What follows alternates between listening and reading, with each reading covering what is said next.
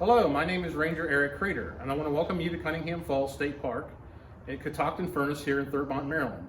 Since you could not join us today in the park, we are bringing a piece of the park to you in a virtual Ranger experience. Today we will be doing sandcast molding, and I have examples here of what sandcast molding is.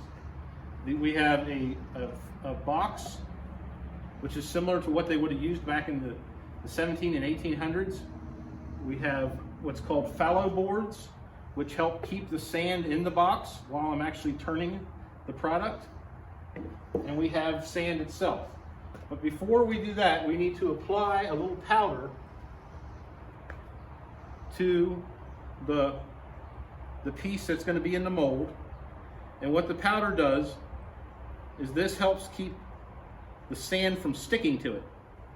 In this case, we're going to be using plaster. Back in the 17 and 1800s, they would have been using, I'm going to kind of dust it here. The 17, 1800s, they would have been using hot iron, of course. Larger boxes, about 2 feet by 3 feet, with various metal products. In our case, we're going to make a little piece of a cook stove, which is similar to what they made here at the Catoctin Iron Furnace.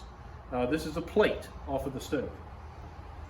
We would put the mold in the bottom of the box or the cast. We will apply sand. We have a special sand that we ordered from Lancaster, Pennsylvania for folks that do molding and casting. And we're going to put that sand on top of the cast piece. And we're going to do this in layers.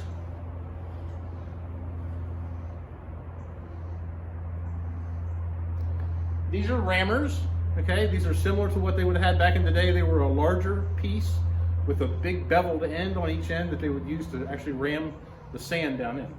This is where the term pounding sand comes from. Someone tells you to go pound sand, they were probably working in a furnace. I will pound a layer of this in here, like so. We'll keep scooping and adding sand.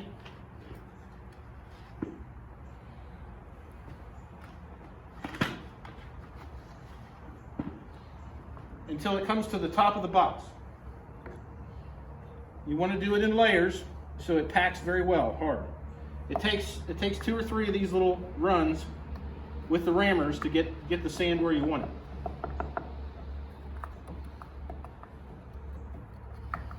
This is called what's a green mold sand.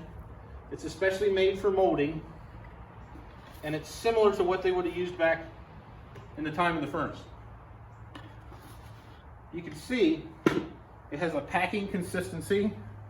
It actually will pack into a little ball right in my hand.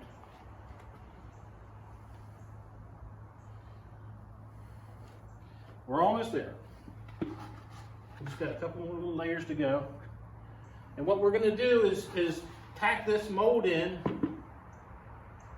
and then we're going to flip the box with the fallow boards over once we're done ramming. And that's going to leave the back side of the blank exposed so we can pour plaster into it. And that's going to be the second part of our video. But for now, we're going to make the mold. We're almost there. A little bit more sand.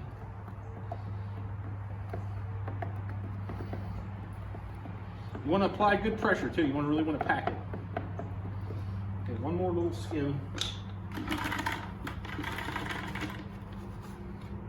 I think we've got that.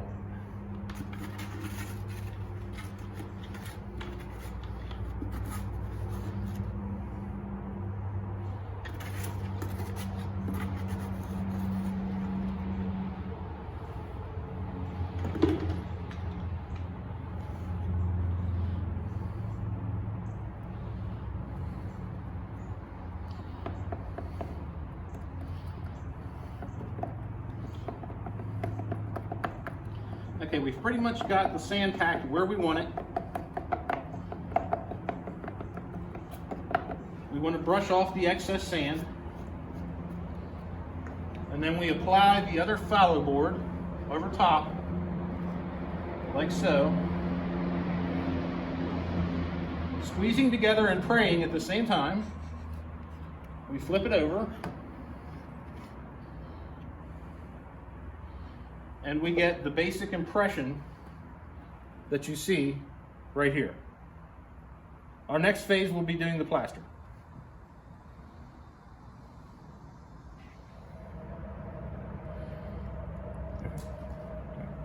Okay, we're using a molder spoon to pop out the blank, and then we should get the impression of the plate stove inside. But I want to talk for a minute about the furnace and how they would actually pour hot iron. They had larger boxes, 2 to 3 feet or so long by 2 feet wide, that they poured into a cavity from a ladle, a large metal, with like a big metal spoon, that they would pour the hot iron into. They would pour that into something similar to our casting box here, and then that would make the molds. This is the Catoctin iron furnace behind us that was in operation from 1776 until 1903. It had 6 or 7 owners, and it made all types of products, similar to what we're molding here, which is a piece of a plate stove. That is one of only many products. Okay, we're getting ready to pop the plaster out. And again, it's left that little impression in the sand. And then we can see the finished mold.